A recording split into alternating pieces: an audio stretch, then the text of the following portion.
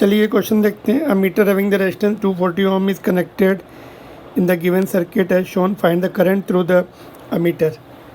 तो देखिए पहले नेट करंट निकाल देते हैं सर्किट में, इन दोनों का नेट निकालते हैं।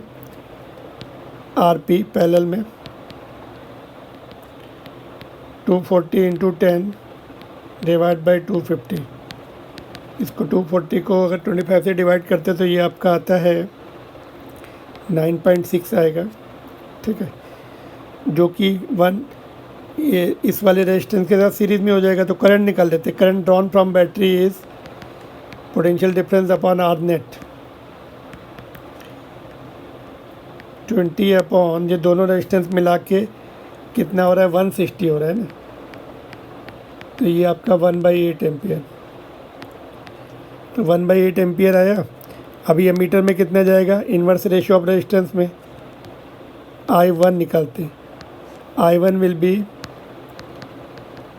ऊपर वाली ब्रांच में लिखना है तो नीचे वाले का रेजिस्टेंस इन्वर्स रेशियो बोलते हैं 10 अपॉन दोनों का रेजिस्टेंस 250 इंटू इनपुट करंट, जो करंट आ रहा है इधर से, that is equal to I into I, sorry I कितना है 1/8, इनपुट करंट 1/8 है ना।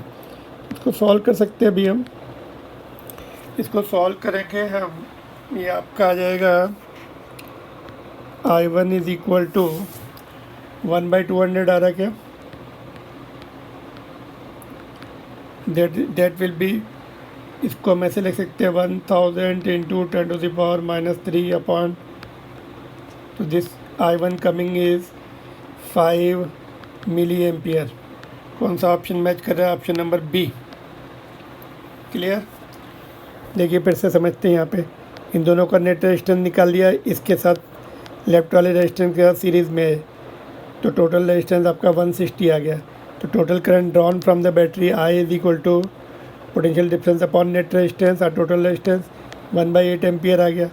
तो इनपुट करंट 1/8 है, तो ऊपर वाली ब्रांच में कितना जाएगा I1, नीचे वाले का रेजिस्टेंस अपॉन दोनों पैरेलल रेजिस्टेंस का सम 250 हो गया, नीचे रेजिस्टेंस 10 था, इंटू इनपुट करंट 1/8। इसको सॉल्व किया तो 5 मिली एम्पियर। Got it. चलिए नेक्स्ट क्वेश्चन पे चलते हैं।